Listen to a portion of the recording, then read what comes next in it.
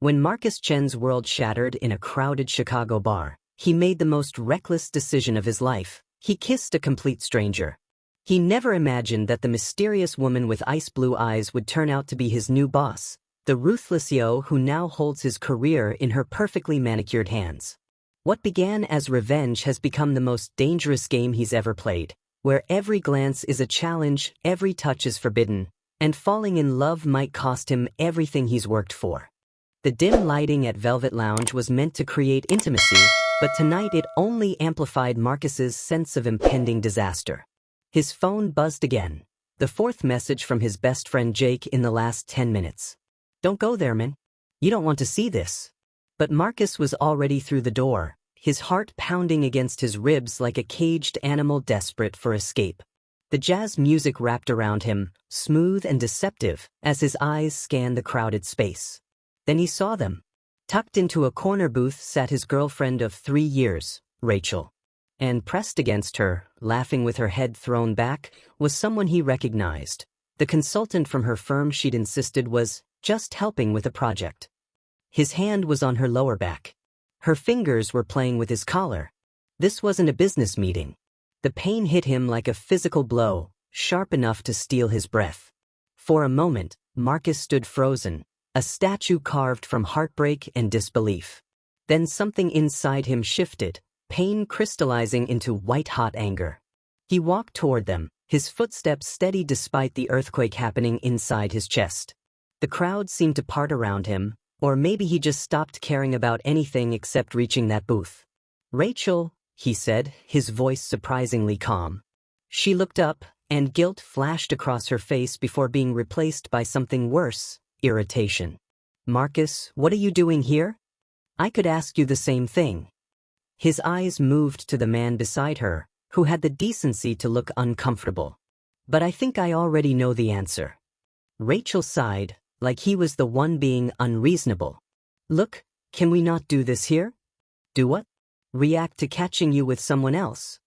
A bitter laugh escaped his throat. "Sorry, I didn't realize there was proper etiquette for this situation." She stood up, her cheeks flushing with anger rather than shame. "You want to know the truth, Marcus? Fine. You're too safe. Too predictable. I need someone who challenges me, who excites me. She gestured to her companion, he makes me feel alive. You make me feel comfortable." The word landed like a slap. She'd taken 3 years of his life, his trust, his love, and reduced it all to comfortable. As if being reliable, being there, being faithful was somehow a failing. The bar had gone quiet around them. People were watching. This wasn't just heartbreak, it was public humiliation, served up with a side of character assassination. Marcus looked at Rachel's smug face, at the man who couldn't quite meet his eyes, and a reckless idea exploded in his mind. He wasn't going to leave in tears. He wasn't going to give them the satisfaction of seeing him broken. His eyes swept across the bar and landed on a woman sitting alone at the counter. She was stunning. Dark hair fell in waves past her shoulders, and even from a distance, he could see the sharp intelligence in her ice-blue eyes. She wore a black dress that was elegant and expensive, and she held herself with a quiet confidence that commanded attention without demanding it. She looked like she could buy the entire bar without checking her bank balance. She was perfect. Marcus didn't think. Thinking would have stopped him. Instead, he walked straight across the room, his heart hammering, his hands trembling with adrenaline and desperation.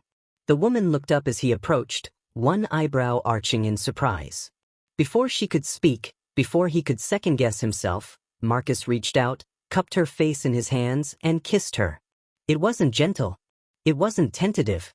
It was desperate and passionate and filled with 3 years of love that had nowhere else to go. He kissed her like she was oxygen and he'd been drowning. For a heartbeat, she was completely still, shocked by his audacity. Then something shifted. Her hand came up to his chest, not pushing him away but gripping his shirt, pulling him closer. She kissed him back with a controlled intensity that sent electricity racing through his veins.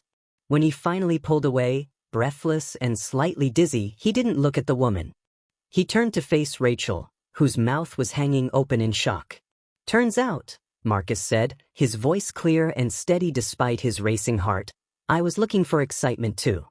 Then he turned and walked out of the bar, leaving behind his stunned ex-girlfriend, a room full of witnesses, and a mysterious woman at the bar who he'd just kissed without saying a single word to her. The cold Chicago air hit him like a bucket of ice water as he stepped outside. Reality crashed over him in waves. What had he just done? He'd kissed a complete stranger. In public. As an act of revenge. Marcus didn't stop walking until he was 3 blocks away, his breath coming in sharp gasps that had nothing to do with exertion. His phone was buzzing insistently, Rachel, probably, or Jake wondering what had happened. He silenced it and kept walking into the night, trying to outrun the memory of ice blue eyes and the ghost of a kiss that had felt far too real. Monday morning at Sterling and Associates Consulting came too soon and brought too much reality with it. Marcus sat at his desk, staring at spreadsheets that refused to make sense, his mind replaying Friday night on an endless loop. The kiss. The woman. The reckless, insane decision that had felt so right in the moment and so mortifying now. He'd successfully avoided Rachel all weekend. She'd moved her things out of their shared apartment while he'd been at his brother's place, leaving only a note that said, "I'm sorry it ended this way. Not sorry for cheating. Just sorry for getting caught." Around 10, his computer chimed with a priority email. Subject line: "Mandatory all-staff meeting 11th, do not miss." Marcus exchanged glances with his colleague, Diana, across their shared desk pod. "Did you get?" "Yeah." She was already reading the email. "Oh God. We've been acquired." The message was brief but devastating. Sterling and Associates had been purchased by Hartwell Enterprises, a corporate giant that swallowed smaller companies like Pac-Man eating dots. The new CEO would be introducing herself at the meeting. "There goes our culture," Diana muttered. "I hear Hartwell runs a tight ship. Like militarily tight." The conference room was packed when Marcus arrived, the air thick with anxiety and whispered speculation. He found a spot near the middle, trying to blend into the crowd. At exactly 11, the room's lights dimmed slightly, and the head of HR, a nervous man named Patrick, took the small stage. "Good morning, everyone. Today marks an exciting new chapter for our company. Please join me in welcoming the visionary leader who will guide us forward. So, of Hartwell Enterprises, Ms. Victoria Hartwell." A woman walked onto the stage, and Marcus's entire world stopped. It was her. The woman from the bar. The stranger he'd kissed. She looked even more formidable in daylight, wearing a charcoal suit that probably cost more than his monthly rent. Her ice blue eyes swept across the crowd with calculated precision, assessing, cataloging, missing nothing. Then those eyes found his. There was no visible change in her expression. Her face remained professionally neutral. But he saw it. A flicker of recognition. A spark of something that might have been surprise. And underneath it all, something that looked terrifyingly like amusement. Marcus felt the blood drain from his face. His heart hammered so hard he was sure everyone around him could hear it. Victoria Hartwell delivered a speech about efficiency, innovation, and strategic realignment. It was corporate language, bloodless and precise. But coming from her, every word felt like a personal threat. Or maybe a promise. After the speech, as employees began nervously dispersing, Marcus tried to disappear into the crowd.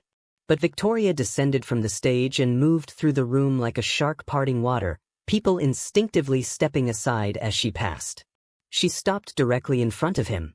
"Mr. Chen, isn't it?" Her voice was smooth, controlled, with an edge sharp enough to cut. Her eyes, however, burned with recognition and something darker. "I reviewed your file this morning. Impressive credentials. Strong analytical skills." She extended her hand. It wasn't a friendly gesture, it was a command. Marcus placed his trembling hand in hers. Her grip was firm, cool, and the brief contact sent a jolt of memory through him, her hand fisted in his shirt, pulling him closer, kissing him back. "I'd like to see you in my office in 10 minutes, she said, her voice dropping to a pitch only he could hear. "We need to discuss your future with this company." Then she was gone, leaving him standing there while his colleagues shot him curious, pitying looks. The 10-minute walk to the executive floor felt like a death march. Marcus's mind raced through worst-case scenarios. She was going to fire him, humiliate him, make an example of him for that reckless kiss. He knocked on the heavy door, his knuckles barely making a sound against the dark wood. "Come in," that controlled voice commanded. The office had been transformed. What had been his old boss's cluttered space was now a sleek fortress of glass and steel, dominated by a massive desk and floor-to-ceiling windows overlooking the Chicago skyline. Victoria stood by the window, her back to him, silhouetted against the city she apparently owned. "Close the door," she said without turning around. Marcus did, the click of the latch echoing in the silent space. She turned slowly, and for the first time since the bar, she let her mask slip. Her lips curved into a smile that was equal parts amused and predatory. "Well, Mr. Chen," she began, walking toward him with deliberate slowness. "That was quite the introduction on Friday night. Ms. Hartwell, I'm so sorry. I had no idea who you were. It was completely inappropriate and unprofessional." "Stop." She held up one hand, silencing him mid-apology. "Don't insult my intelligence by calling it a mistake. It was calculated. Desperate, emotional, but calculated. You were making a statement to someone, I'm guessing the woman in the booth?" Marcus couldn't speak, could only nod. "I thought so." She circled him slowly, like an art dealer examining a potentially valuable piece. "It was bold, reckless. Frankly, more interesting than anything I've seen in a corporate environment in years." She stopped directly in front of him, close enough that he could smell her perfume, something expensive and slightly dangerous. "The problem, Marcus," she said, using his first name with deliberate intimacy, "is that your passion and your recklessness are now my concern. I can't have employees who act on impulse without considering consequences." He braced himself for termination. "So here's what's going to happen," Victoria continued, her eyes never leaving his. "You're being reassigned. Your position in the analytics department no longer exists." His stomach dropped. "Instead, you'll be my executive analyst. You'll report directly to me. Work on my priority projects. Your desk will be moved to the outer office, right outside this door." She gestured toward a glass-walled space he could see through her office window. "You'll be available whenever I need you." Marcus stared at her, trying to process what was happening. This wasn't a firing. This was something worse, or maybe better. She'd isolated him from his colleagues, placed him directly under her authority, ensured he'd see her every single day. "Consider this an opportunity," Victoria said, that predatory smile returning. "You wanted to prove you're not safe or predictable. Congratulations. Your life just got very interesting." She moved to her desk, dismissing him with her body language. "Your new workspace is ready. I suggest you move your things immediately. I have a project brief I need reviewed by end of day." Marcus stood frozen for a moment, processing the earthquake that had just reshaped his professional life. "Oh, and Marcus?" Victoria looked up from her computer, her ice-blue eyes pinning him in place. "That kiss in the bar? It was impressive. But if you ever touch me again without my explicit permission, I'll have security escort you out so fast your head will spin. Are we clear?" "Crystal clear," he managed. "Good. Close the door on your way out." Marcus stumbled out of her office in a daze, his heart pounding, his mind reeling. He'd kissed a stranger in a moment of reckless desperation, and now that stranger owned his career, his daily life, and possibly his future. And the worst part? The absolutely terrifying part? He couldn't stop thinking about how she'd kissed him back. The new workspace was beautiful in its sterility. Glass walls on 3 sides gave Marcus a panoramic view of the executive floor, and more importantly, a constant view into Victoria's office. She could see him at all times. He could see her. It was a prison made of transparency. Diana helped him move his things, her eyes wide with a mixture of concern and morbid curiosity. "So you're really going to be her direct report?" "Apparently." "Marcus, everyone's talking. They're saying she singled you out in the meeting. Some people think you're getting special treatment. Others think you're being set up to fail." She lowered her voice. "What did you do?" "Nothing," he lied. The kiss burned in his memory like a brand. Just lucky, I guess. After Diana left, Marcus sat at his new desk and opened the project brief Victoria had mentioned. It was a complete restructuring proposal for Sterling and Associates, essentially a roadmap for dismantling everything his former company had built and rebuilding it in Hartwell's image. It was due by 5 o'clock. It was currently 1:30. The brief was 200 pages long. This was a test. A trial by fire designed to break him. For the next 3.5 hours, Marcus didn't move except to refill his coffee. He tore through the document with laser focus, making notes, flagging concerns, drafting analysis. His background in corporate strategy came alive, and despite the impossible deadline, he found himself engaged by the intellectual challenge. At 4:55, he walked into Victoria's office with a 12-page analysis document and a presentation deck. She looked up, clearly surprised he'd completed the task. "I didn't expect this until end of business day." "It is almost end of business day," Marcus replied, setting the documents on her desk. "Unless you're planning to work late." Was that a flicker of respect in her eyes? Or annoyance? Victoria picked up his analysis, her eyes scanning the pages with impressive speed. Marcus stood there, trying not to fidget, very aware of how close they were. How her perfume filled the space between them. How her fingers moved across the pages with elegant precision. "This is good work," she finally said. "Your analysis of the operational risks is particularly insightful. You caught 3 potential problems my own strategy team missed." Marcus felt a flush of pride despite himself. "However," she continued, looking up at him with those penetrating eyes, "your recommendation for the timeline is too conservative. You're being cautious when bold action is required." "I disagree," Marcus heard himself say. The words were out before he could stop them. "Moving too fast will alienate the existing workforce. You'll lose institutional knowledge and create resentment that will undermine efficiency for months." Victoria's eyebrows rose. "Are you arguing with me, Mr. Chen?" "I'm providing analysis, Ms. Hartwell. That's what you hired me to do." The air between them crackled with tension. She stood up, moved around her desk, and suddenly they were standing too close, the professional boundary between them stretched thin as paper. "Most people are too intimidated to challenge me," she said quietly. "They tell me what they think I want to hear." "I'm not most people." "No," she agreed, her eyes dropping briefly to his mouth before returning to meet his gaze. "You're certainly not." The moment stretched between them, electric and dangerous. Marcus's heart hammered against his ribs. He could see the pulse beating in her throat, could smell her perfume, could remember exactly how her lips had felt against his. Then Victoria stepped back, the spell broken. "Take the rest of the evening off, Marcus. You've earned it.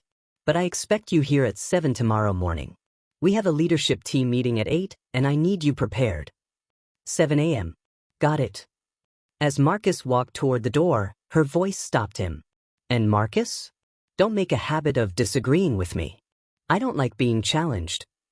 He turned back, saw the slight smile playing at her lips. "But I respect it," she finished. This time. The pattern established itself over the next 2 weeks.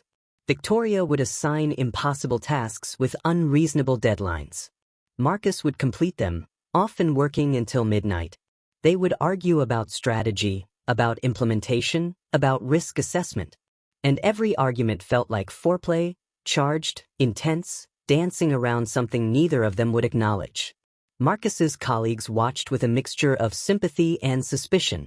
Some thought he was being groomed for promotion.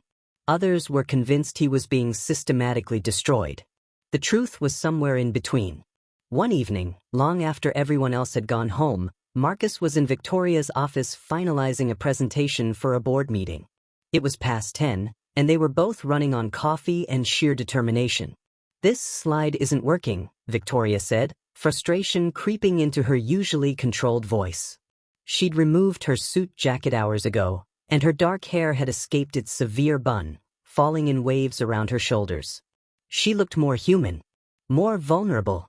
Marcus moved closer to see her screen. "The data visualization is too complex. Let me simplify it." He reached across her to manipulate the mouse, suddenly very aware of how close they were. Her perfume surrounded him. Her shoulder brushed against his chest. Victoria turned her head, and suddenly their faces were inches apart. Neither of them moved. Neither of them breathed. "Marcus," she whispered, and his name in her mouth sounded like both a warning and an invitation. He should step back.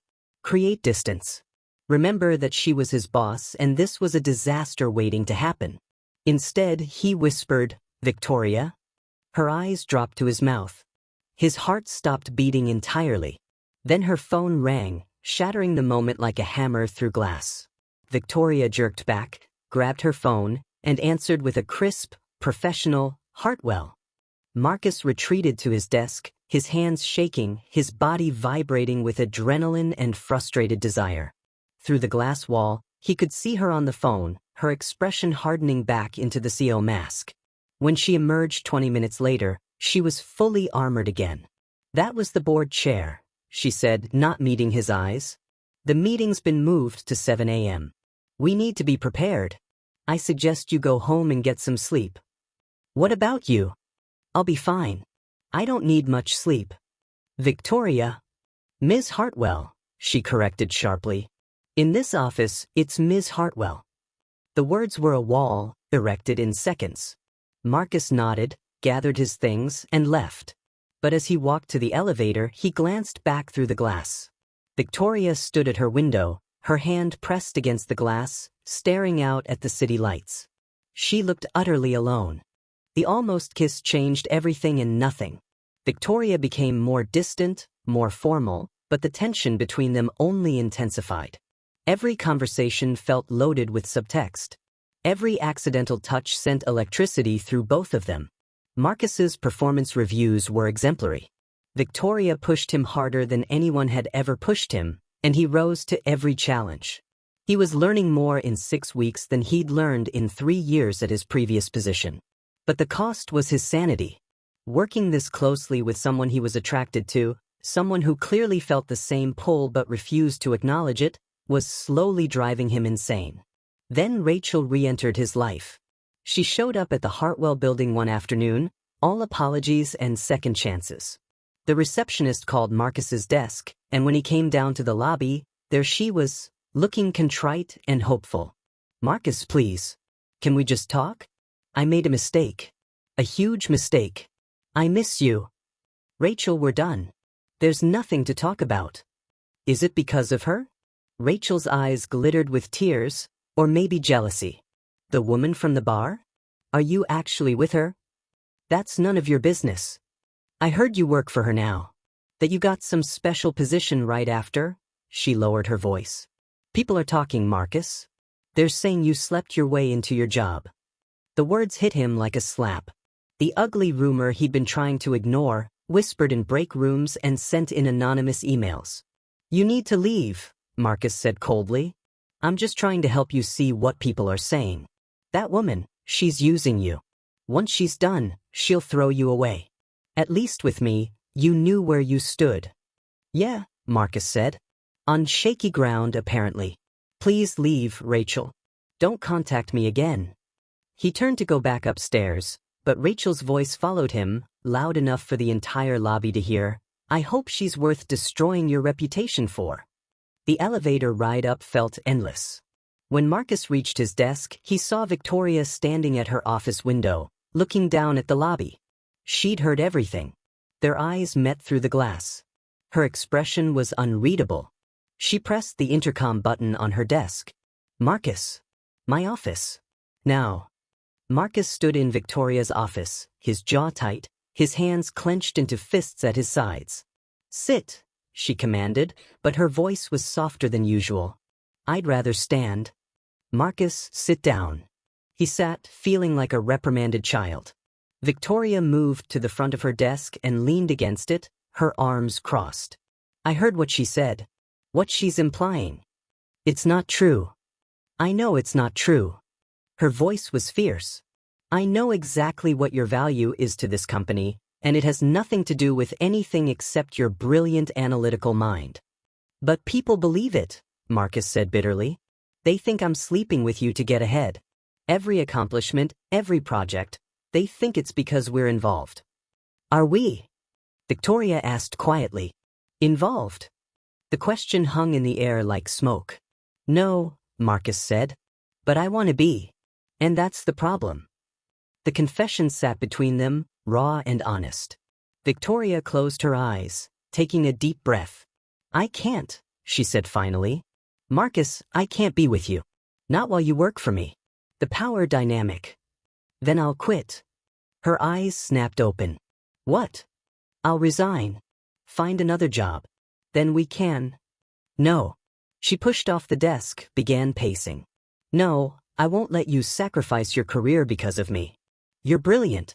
You're going places. I won't be responsible for derailing that.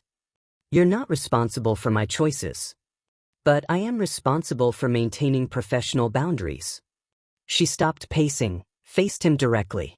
Marcus, I'm your boss. I hold power over your career, your income, your future.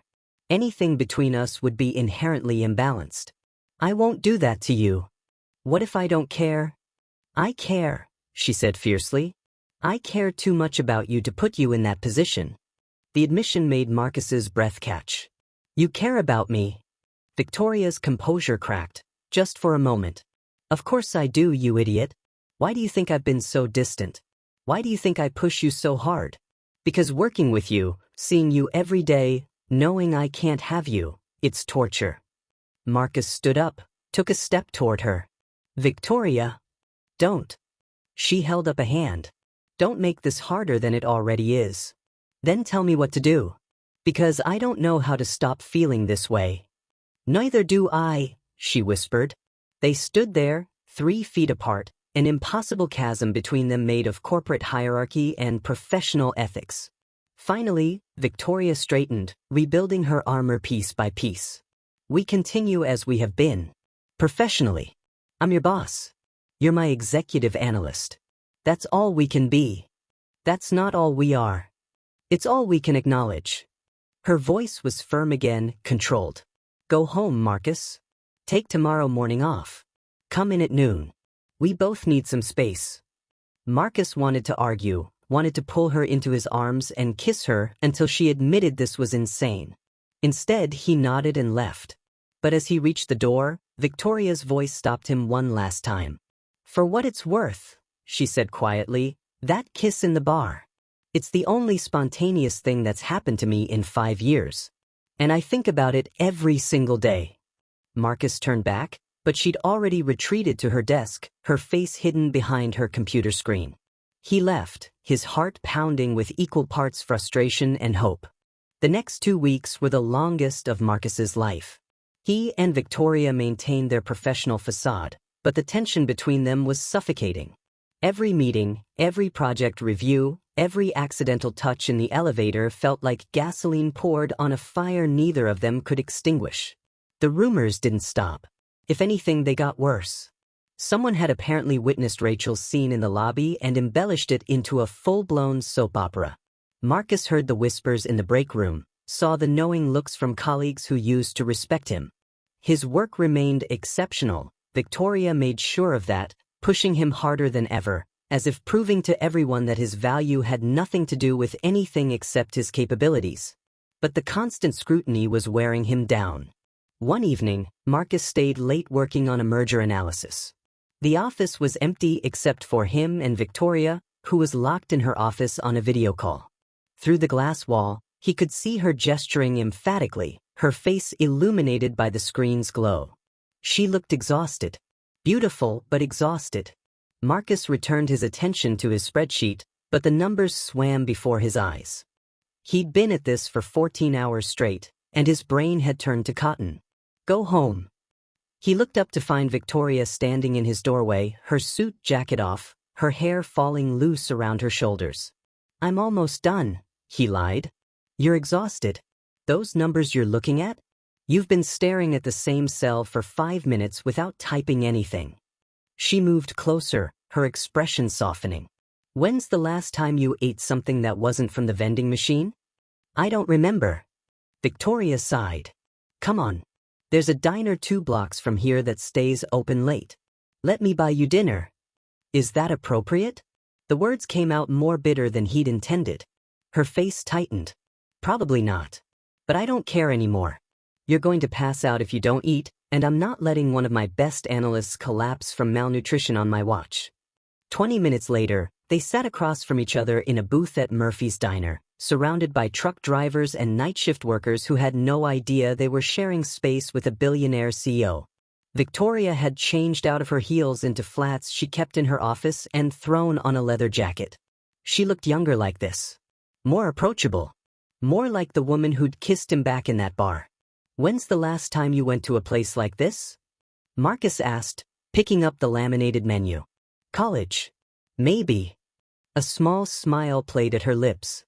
My father would have a heart attack if he knew I was eating at a diner. Your father sounds like a charmer. He's exacting. Everything has to be perfect, controlled, measured.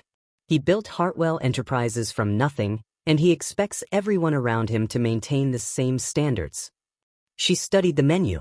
I spent my entire childhood trying to meet those standards. Turns out I'm still trying. The vulnerability in her admission made Marcus's chest ache. The waitress appeared, and they ordered burgers and fries for both of them, coffee for Marcus, tea for Victoria. So why'd you take over the company? Marcus asked once they were alone again. If it's that much pressure.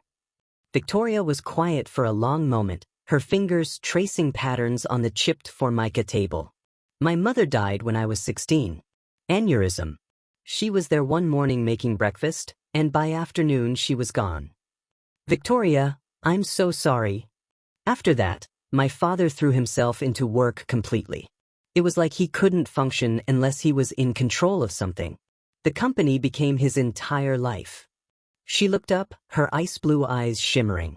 When he had his first heart attack 3 years ago, I realized if I didn't take over, he'd work himself to death. So I stepped up, learned the business, became the person he needed me to be. And lost yourself in the process? Her laugh was hollow. What self? I've been playing a role for so long I'm not sure there's anything real left underneath. I don't believe that. Why not? Because the woman who kissed me back in that bar, that was real. That was spontaneous and alive and completely unrehearsed. Marcus leaned forward. You're still in there, Victoria. You've just buried her under layers of corporate armor. She stared at him, something raw and unguarded flickering across her face. You make it sound so simple. I didn't say it was simple. I said you're still in there. Their food arrived, and they ate in comfortable silence for a few minutes. The diner buzzed around them. Conversations, laughter, the clatter of dishes, creating a cocoon of normalcy that felt precious and fragile. I've been thinking, Marcus said finally, setting down his burger, about what you said, about the power dynamic, about how we can't be together while I work for you. Victoria's hand froze halfway to her mouth. Marcus, I'm going to resign. No, absolutely not. We've been through this. Hear me out. He held up a hand. I'm not quitting because of you. I'm quitting because I'm miserable. Every day, I come to work and people look at me like I'm either your boy toy or your project. My work gets dismissed. My accomplishments get attributed to our supposed relationship. I can't build a career like that. Victoria's face had gone pale. Where will you go? I've been approached by Preston Analytics. They want me to head up their new Chicago office. It's a promotion, actually. Better title, better salary. When did this happen? Last week. I wasn't going to consider it, but after Rachel's stunt in the lobby, he shrugged. I can't keep living like this, Victoria. I can't keep working a foot away from you, wanting you, knowing we can't have anything because of a professional boundary. So I'm removing the boundary. Just like that. Her voice was barely above a whisper. Just like that. He reached across the table, covered her hand with his. She didn't pull away. I'm giving 2 weeks' notice tomorrow. After that, I'm no longer your employee. I'm just Marcus. And you're just Victoria. And maybe, if you're interested, we can figure out what this thing between us actually is. Tears shimmered in her eyes. You'd really walk away from Hartwell? From your position? I'm not walking away from anything. I'm walking toward something better. Toward the possibility of us. Victoria flipped her hand over, lacing her fingers through his. You're insane. This is the most reckless thing you could possibly do. Says the woman who kissed a complete stranger in a bar. She laughed, a real laugh that transformed her entire face. Fair point. So. Marcus squeezed her hand. After 2 weeks, would you consider having dinner with me? As Marcus and Victoria, not boss and employee. Yes, she whispered. God, yes. They sat there in the diner booth, hands linked across the table, grinning at each other like teenagers with their first crush. Outside, Chicago hummed with nighttime energy. Inside, something new and terrifying and wonderful was being born. The following Monday, Marcus submitted his resignation letter. Victoria accepted it with professional courtesy, her face carefully neutral, but he saw the warmth in her eyes when no one else was looking. The news spread through the office like wildfire. Some people were shocked. Others claimed they'd seen it coming. Marcus fielded questions with polite deflection, neither confirming nor denying the rumors about his relationship with Victoria. His final 2 weeks were bittersweet. He worked harder than ever, determined to leave his projects in perfect order. Victoria was careful to maintain professional distance in public, but sometimes he'd catch her watching him through the glass wall, her expression soft and unguarded.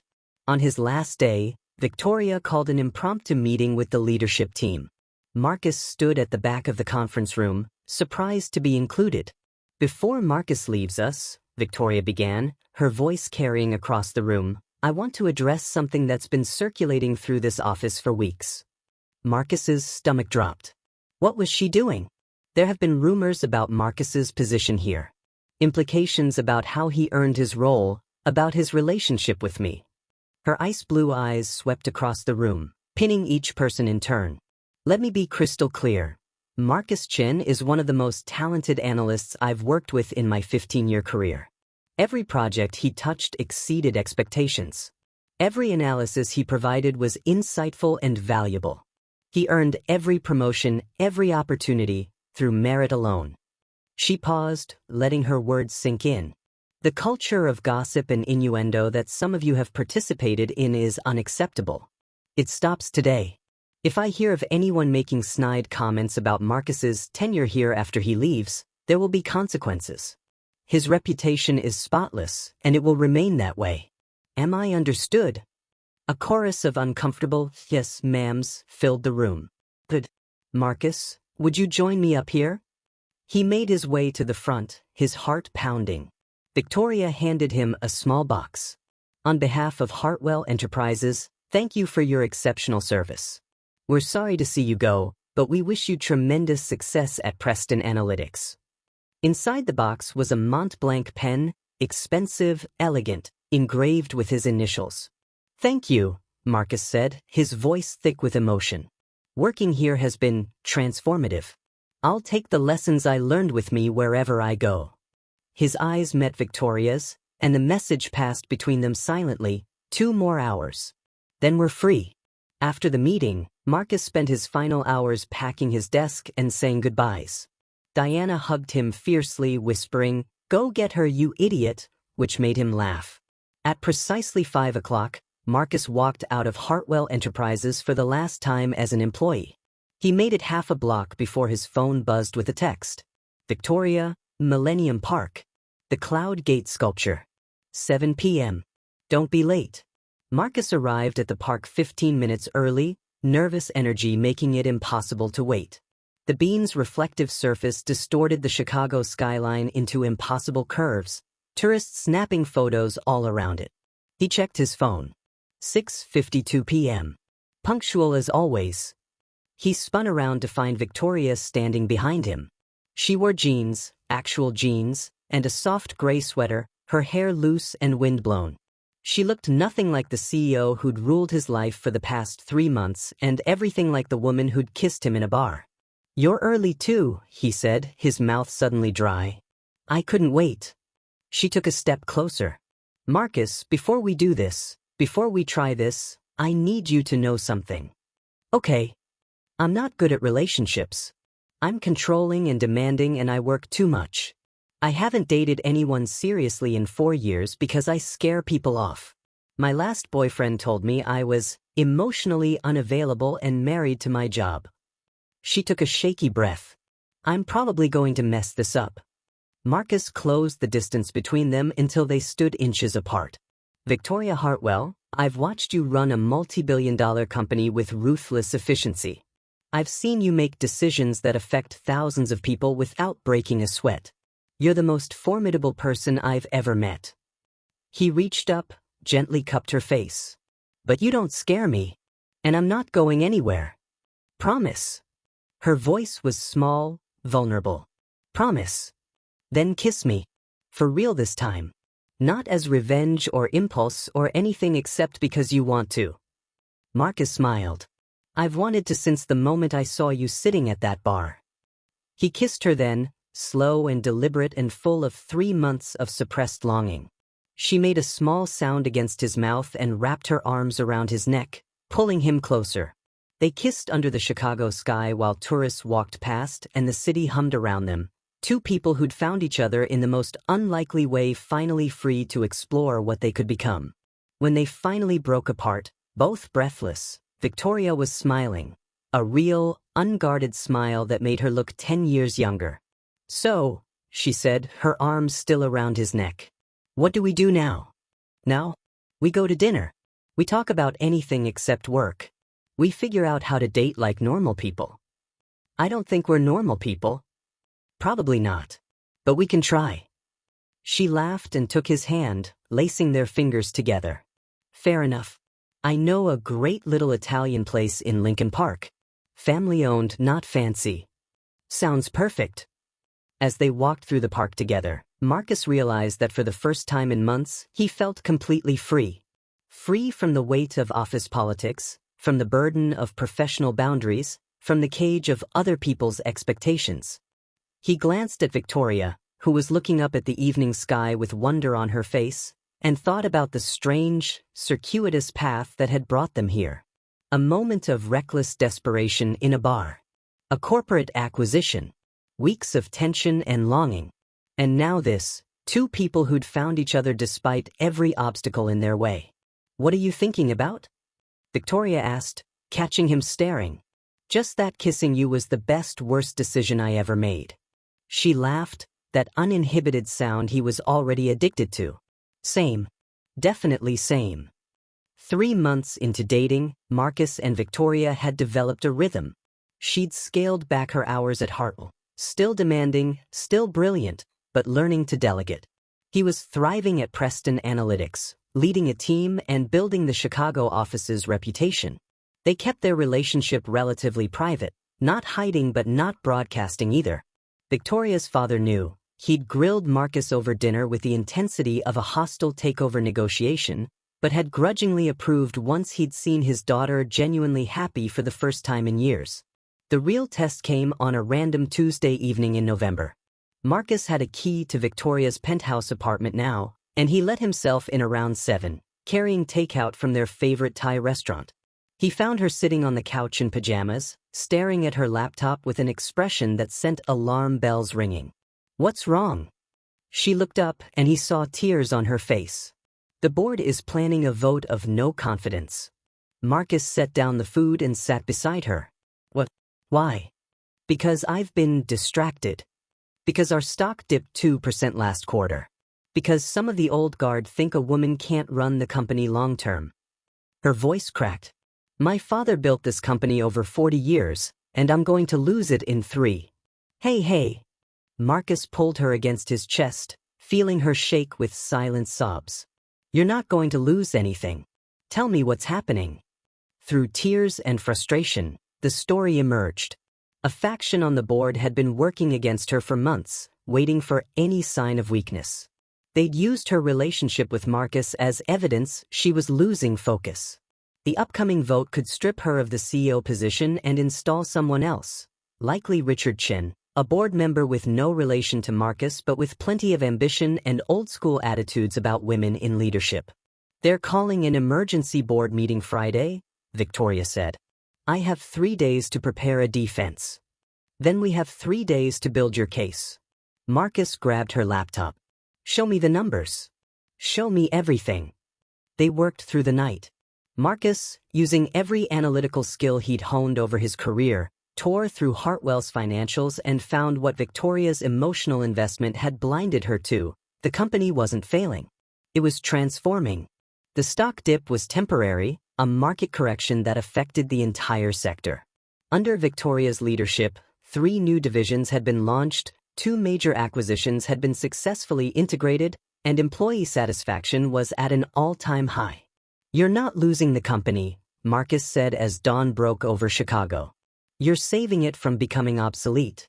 The old guard sees change as failure because they're terrified of irrelevance. Victoria looked at the presentation they'd built together, a damning comparison of Richard Chen's proposed strategy versus her implemented changes, complete with projections showing her path would outperform his by 40% over 5 years. How did you see all this? She asked. Because I wasn't looking at it through fear. I was looking at it through love. Marcus took her hand. Victoria, you're brilliant. You've done everything right. You just need to make them see it. Friday arrived too quickly and too slowly. Victoria walked into the boardroom in her armor, a black power suit, her hair in a severe bun, her ice blue eyes sharp enough to cut glass. Marcus waited in her office, pacing, checking his phone every 30 seconds. 3 hours later, Victoria burst through the door, and the smile on her face told him everything. They withdrew the vote, she said, laughing with relief. Richard tried to argue, but the numbers don't lie. I buried him. One board member even apologized for doubting me. Marcus caught her as she launched herself into his arms. I never doubted you for a second. Liar. You were terrified. Okay, maybe for a few seconds. She kissed him, long and deep and full of gratitude and love. When they broke apart, she said, I couldn't have done this without you. You saved me. No, Marcus said firmly. You saved yourself. I just reminded you how strong you are. Victoria pulled back, her expression turning serious. Marcus Chen, I love you. I know it's only been a few months, and this is probably too fast, but I love you. You walked away from a secure job to give us a chance. You spent 3 days helping me fight for my company. You've never once been intimidated by my success or tried to make yourself bigger by making me smaller. You're my partner in every way that matters. Marcus felt his throat tighten with emotion. I love you too. I think I started loving you the moment you kissed me back in that bar. Everything since then has just been me trying to catch up to what my heart already knew. They stood there in her office as the sun set over Chicago, 2 people who'd found each other in chaos and built something beautiful from the wreckage of their pasts. So what happens now? Victoria asked. Now? We keep building. We keep growing. We keep choosing each other every single day. That sounds terrifying. The best things usually are. She laughed and kissed him again, and Marcus thought about reckless decisions and impossible coincidences and how sometimes the worst moments of your life lead you directly to the best ones. The rooftop garden of Victoria's penthouse was decorated with string lights and white flowers. 50 people, friends, family, colleagues, gathered under the Chicago stars for what Victoria had called a small, intimate gathering, and what Marcus had learned meant still intimidatingly fancy. Preston Analytics was thriving under his leadership. Hartwell Enterprises had just been named one of Forbes' most innovative companies, with Victoria gracing the cover under the headline, The New Face of Corporate Leadership. But tonight wasn't about business. Tonight was about them. Victoria stood at the center of the garden, radiant in a simple white dress, holding a champagne glass and laughing at something Marcus's brother had said. She caught his eye across the crowd and mouthed, "Save me." Marcus excused himself from a conversation with his former colleague Diana and made his way to Victoria's side. "Everything okay?" he asked. "Your brother is telling embarrassing stories about your childhood. I'm learning so much." "Traitor," Marcus called to his brother, who just grinned and wandered off. Victoria slipped her hand into his. "Thank you. For rescuing you from my brother? For all of it. For being brave enough to kiss me that night. For leaving Hartwell so we could have this. For loving me even when I'm impossible. You're not impossible. You're just Particular. That's a diplomatic way of saying control freak. I prefer woman who knows what she wants. Victoria smiled and leaned against him, both of them looking out at the Chicago skyline. Do you ever wonder what would have happened if you hadn't walked into that bar that night? Every day. And every day I'm grateful I did. Even though it led to months of torture working for me? Especially because of that. It taught me what I really wanted. Who I really wanted. He turned to face her fully. Victoria Hartwell, you are the most challenging, infuriating, brilliant, beautiful person I've ever known. You pushed me to be better. You made me braver. You showed me that love doesn't have to be easy to be right. She blinked rapidly, tears threatening her makeup. Stop it. You're going to make me cry. But I like knowing I can crack that CO armor. You've been cracking it since day one. They kissed softly, sweetly, while their guests cheered and whistled. When they broke apart, Victoria was smiling that unguarded smile he'd spent a year earning the right to see daily. So, she said, ready for the speech? Are you? With you? Always. They turned to face their guests, Marcus's hand firm in Victoria's, and began to speak about love and risk and the beautiful chaos of two lives colliding in the most unexpected way. Later, when the party had wound down and only a few stragglers remained, Marcus and Victoria stood at the edge of the rooftop, wrapped in each other's arms. I have a confession, Victoria said softly. Oh no. That night at the bar when you kissed me, I knew what you were doing. I saw the whole scene with your girlfriend. I could have pushed you away, could have shut it down immediately. Marcus pulled back to look at her. Why didn't you? Because for one perfect moment, I wasn't Victoria Hartwell, CO. I wasn't anyone's daughter or boss or board member. I was just a woman being kissed by a devastatingly handsome man who looked at me like I was the only person in the world. She touched his face gently. You gave me a moment of freedom, Marcus. And I've been chasing that feeling ever since.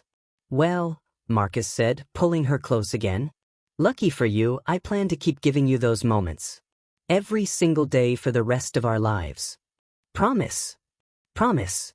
They kissed under the Chicago stars, two people who'd started with revenge and found redemption, who'd turned a reckless moment into a lifetime, who'd proven that sometimes the most impossible love stories are the ones that change everything. And somewhere in the city below, in a bar where this had all started, someone else was making a reckless decision. Someone else was taking a chance. Someone else was about to discover that the worst moments can lead to the very best things, if you're brave enough to take the leap.